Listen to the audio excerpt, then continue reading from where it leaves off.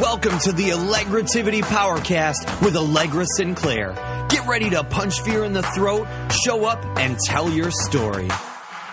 Allegra Sinclair is here to help you become the powerful woman you are meant to be. It's finally time to get unstuck and reveal how fabulous you are.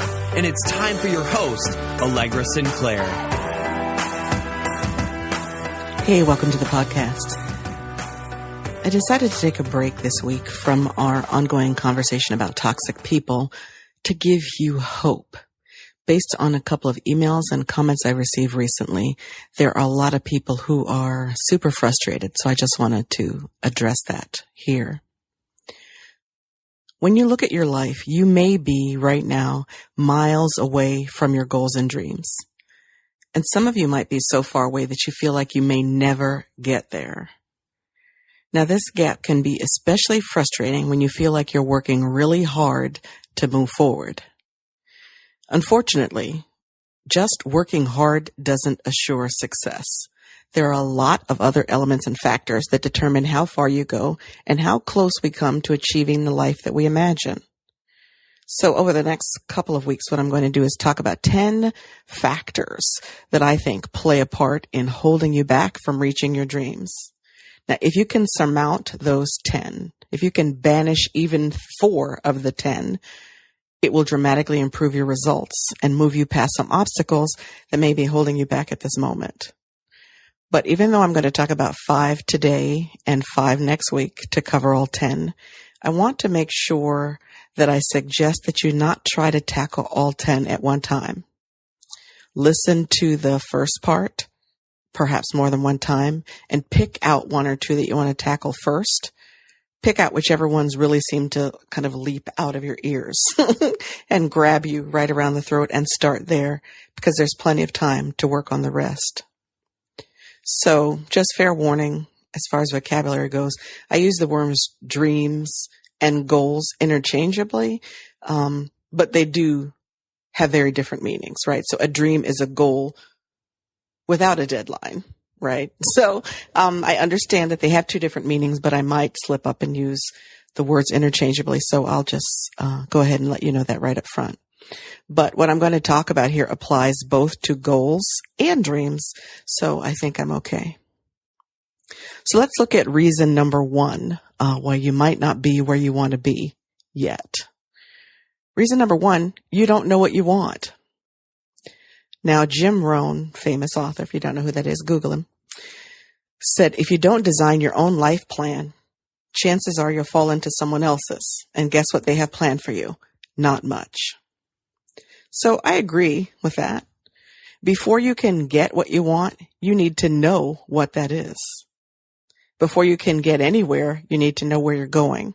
I know that sounds silly, but when it comes to your dreams and goals, it's not always that clear.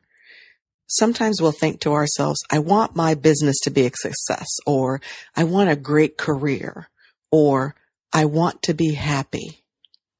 But if you ask 100 different women to define successful business, great career, or happy, you're going to get 100 different answers.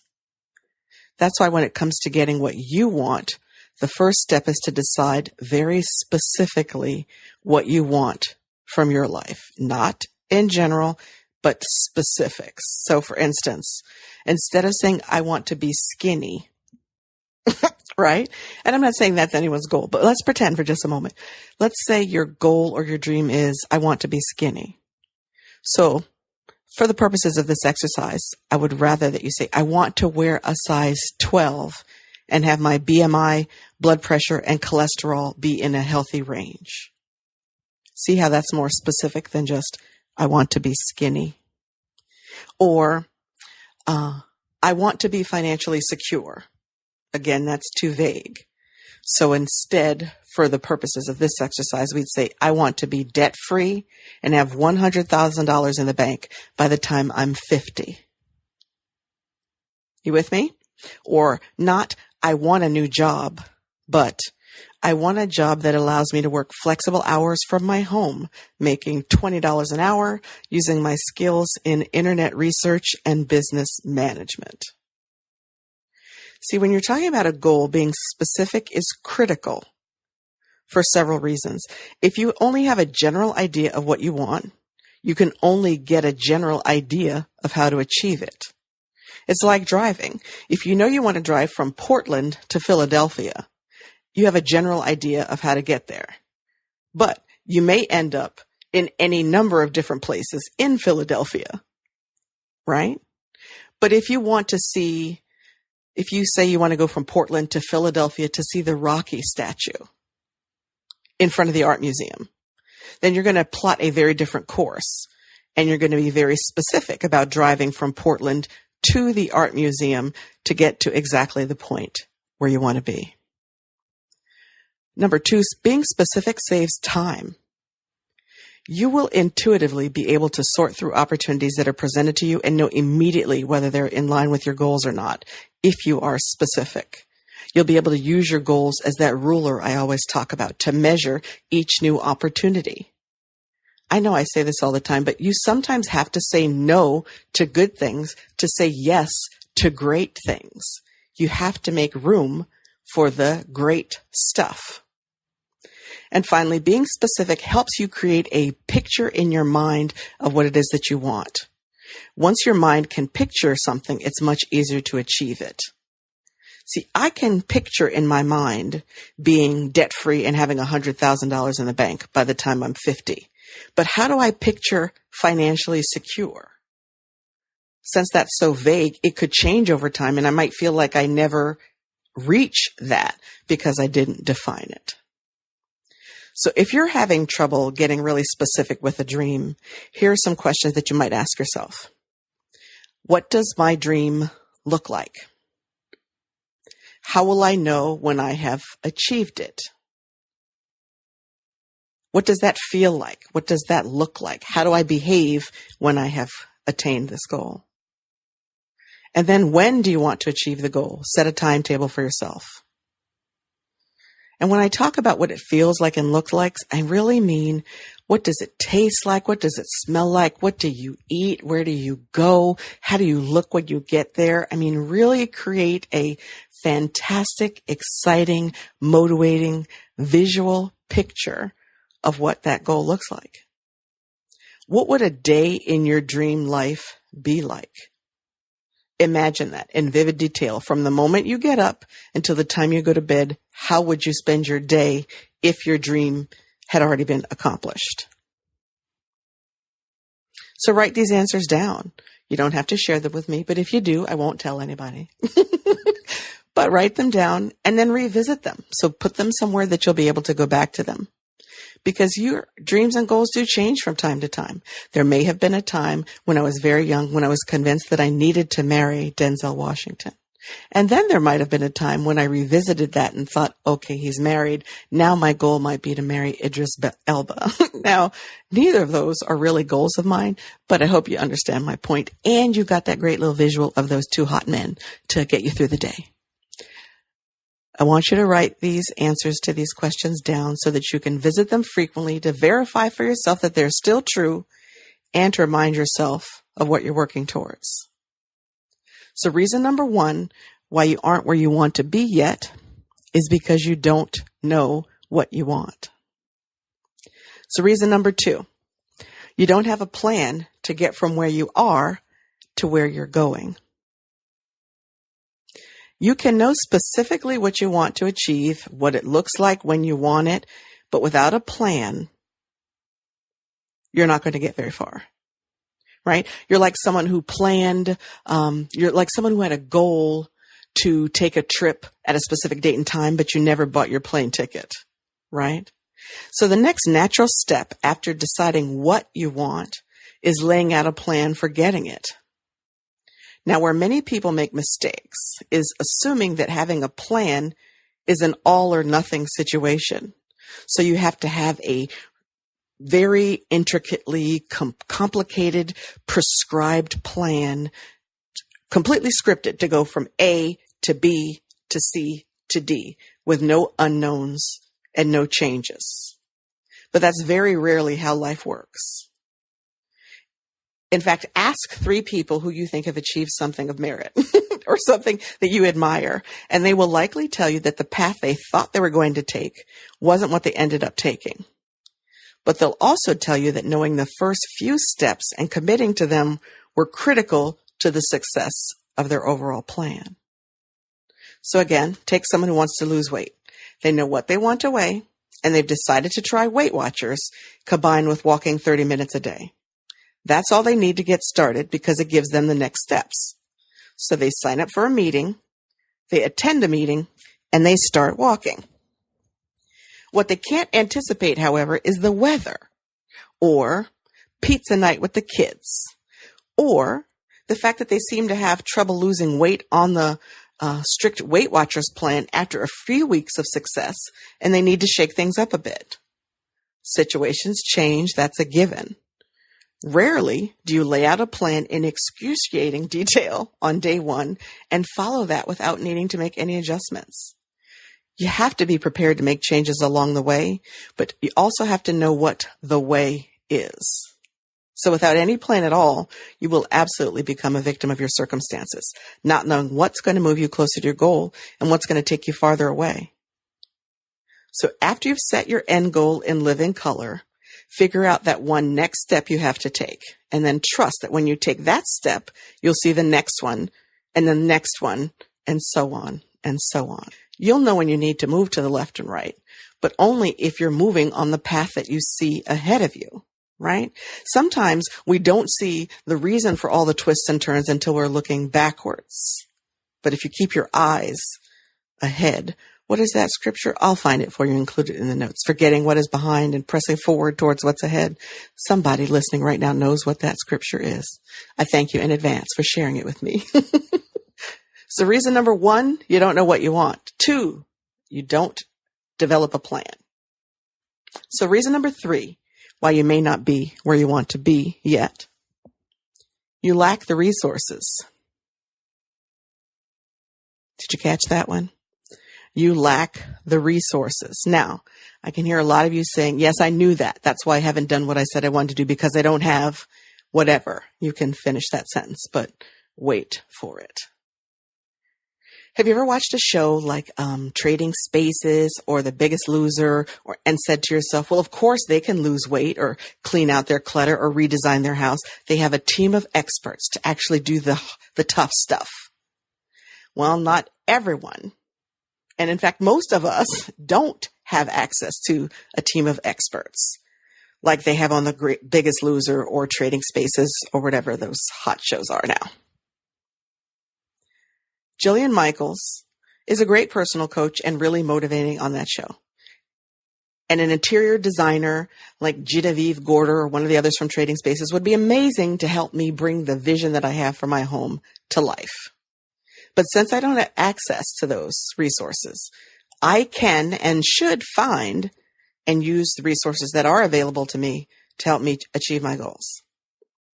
And if I find myself stuck on my path, then I just might be experiencing a lack of resources. Now, resources fall into several different types. We're going to take a quick look at each one and talk about ways that you can get the resources that you need to get where you want to go. So the first one, let me just go ahead and get that out of the way, monetary resources. Now, usually when we think we don't have resources to complete something, we immediately jump to money. And it's true, some goals take cash. I'm not mad at money. I like money a lot. It can do wonderful things in the right hands. But most of the time that we think it's a money issue, it might not be. Sometimes there are other solutions besides straight cash, right? So for instance, maybe you need an expertise that you don't have and you don't have the cash to pay for it. Perhaps you could barter with someone who does have that skill. Right? So if you trade your expertise for someone else's services. So if you're looking for a personal trainer and your personal trainer knows nothing about social media, perhaps you can swap your social media skills for their personal training. So you're getting the personal training that you need since that's not your area of expertise, and they're getting help with their social media since that is your area of expertise. Right? Let's say you don't have all the cash right now. You could borrow.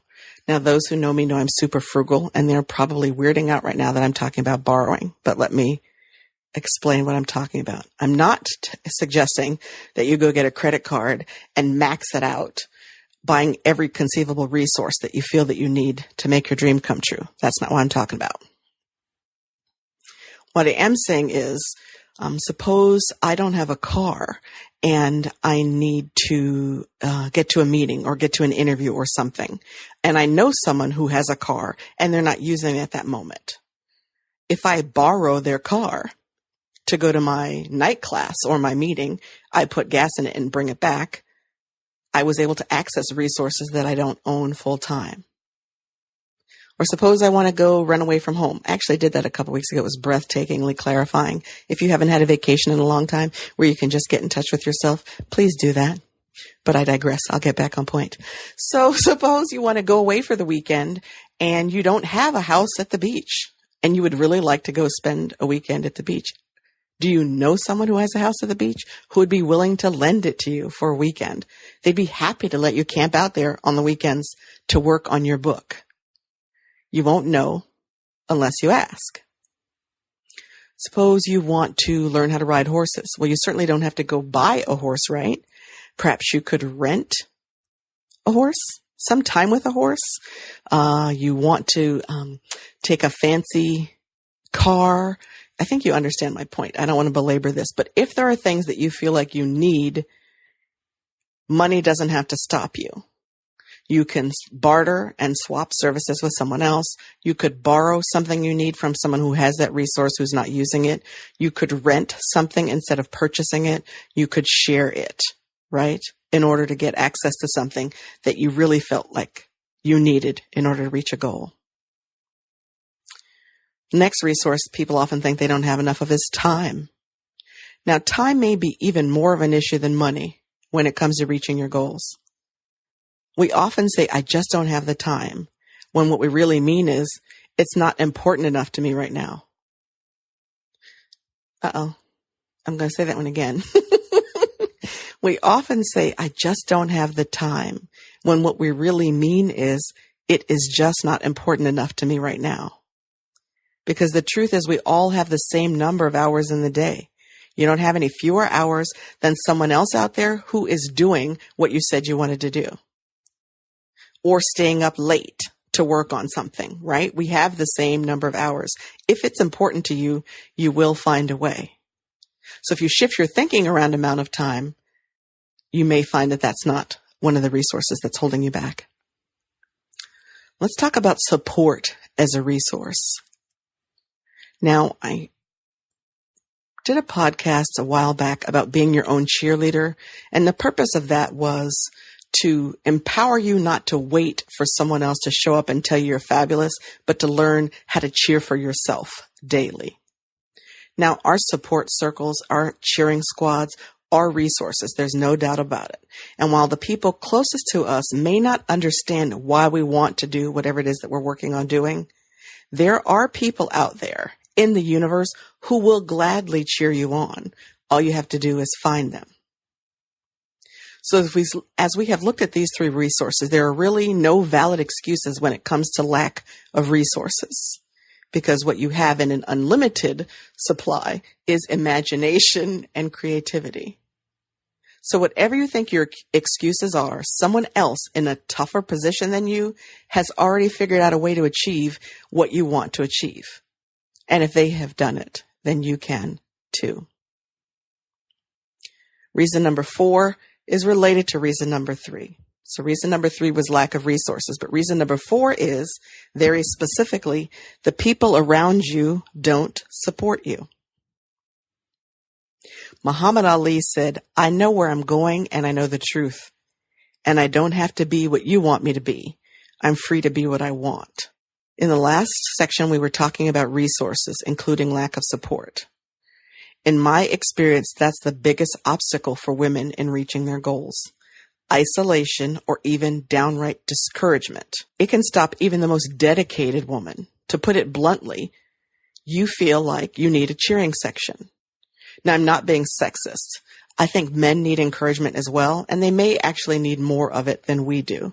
However, they don't verbalize it the way that we do, and it doesn't impact them the same way that a lack of support impacts us. Few people like change, right? Especially change that they didn't ask for or change that they can't control. So those closest to us in our everyday life have a vested interest in keeping things, including you, the same as they have always been. If you lose weight, get out of debt, get a new job, quit drinking, start a new business, whatever it is, what does that say to your friends and family about them?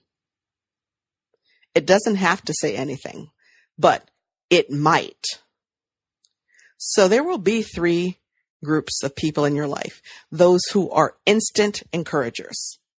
They get up early to go to the gym with you. They find magazines on starting your own business. They offer to house sit while you're off at a conference learning how to market your book. These people are magical. Hold them very close. There's another group. They don't get it, and they just don't talk about it. They watch you working on your goal from the sidelines, perhaps scratching their head as you start making changes, and they wonder what you're up to. They won't actively discourage you, but the fact that they don't even ask you about your latest accomplishments can leave you feeling depressed, discouraged, demotivated. Then there's group number 3, those who are out to make you fail. I know that sounds ugly and I know that sounds harsh, but it's true. There is a certain group of people in your universe who is so uncomfortable with change, even in others, that they won't want you to change. They won't want you to quit smoking or find a new job. If you quit smoking, then who are they going to hang out with and talk to when they're still smoking? If you find a new job, then who are they going to, I was going to say a word to some lady, like, who are they going to complain about the job with when you were off in a job that's better suited for your skills? They like things just as they are, and they take your change as a rejection of them and their choices. So your success threatens them. Unfortunately, sometimes these are the people who are closest to us. So as I talked about last week, when I was talking about toxic people, the solution for this is to minimize your contact with people who discourage you and to maximize your contact with those who want you to succeed. Now, avoidance can be tough if you happen to be married to the discourager. This is when you'll have to make a decision about what's most important in your life, maintaining the status quo or reaching your dreams, carving out room for yourself to be who you really are or continuing to be diminished, right? If you need more supportive people, you can find them. I touched on this a little bit in the Toxic People post, which I will link to. But here are some resources in order for you to find more like-minded individuals who will be more supportive. There's meetups. You could go to meetup.com, type in your city, and find other small business owners, other authors, other model train collectors, whatever it is that you're interested in. You will likely be able to find some others in your area who are interested. Twitter. I love Twitter. Are you already following me there? If not, you should be, because I'm really fun in 140 characters or less at Allegra Sinclair. But if you go on Twitter, you can search by hashtag for your area of interest and then start following people, engaging with people, enjoying conversations, as much as we really converse on Twitter, about things that you're interested in. I have absolutely met in real life people who I met on Twitter, and they were just as awesome in real life as they were on Twitter. Be careful with that. That's a whole other conversation. But I'm just saying Twitter's a way of finding like-minded people. Facebook as well. So one other way to find supportive people, find a coach. I mentioned a personal trainer before, but if you're getting ready to write a book and you don't know how to market it, find a book marketing coach. If you want to change how you eat, find a health coach. There are a ton of experienced professionals who can help you get from where you are to where you want to be. And you can benefit from their experience, which will save you time and money as you are pursuing your dreams. There's absolutely no need to work on your goals alone. Now, whether you hire a coach, find a virtual buddy to back you up, either way, there are people who would love to see you succeed, and you just need to find them. so that they can be your cheer squad if you don't have that in your circle already. So reason number 5, and then I'm going to stop for today, why you may not be where you want to be yet. You don't really want what you think you want. I love that Joe Jackson song, you can't get what you want till you know what you want. Now, earlier, I said reason number 1 was you don't know what you want. However, you may have reached now step 5, and you had a very clear picture of what you wanted from step number 1. And then in step number 2, you figured out what that looked like and how you would get there. But here, I just want to pause and say, do you really want what you think you want? Or are you saying you want something for other reasons? So just play with me for a moment. Everyone wants 2 kids and a white picket fence, right? Everyone wants a vacation home at the beach, right? Everyone wishes they looked like Jennifer Aniston or Jill Scott, right? Everyone wants to run their own business and be their own boss, right? Wrong. When it comes to dreams, one size does not fit all. Our dreams and goals are as individual as we are, and adopting someone else's goals as our own can feel like wearing someone else's shoes.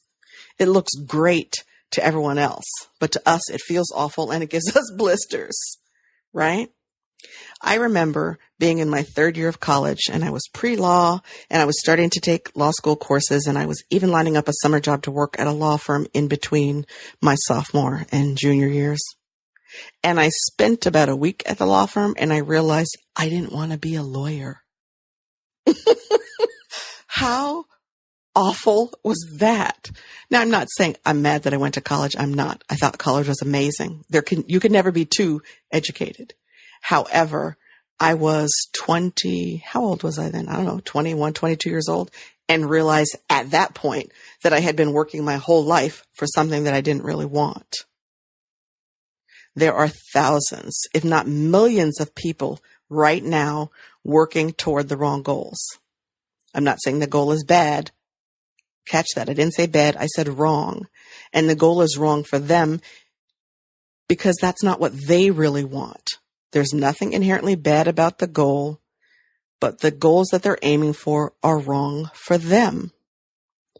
One of my dear friends, one of the bridesmaids in her wedding, was an emergency room physician, and so was her husband, which is great, right?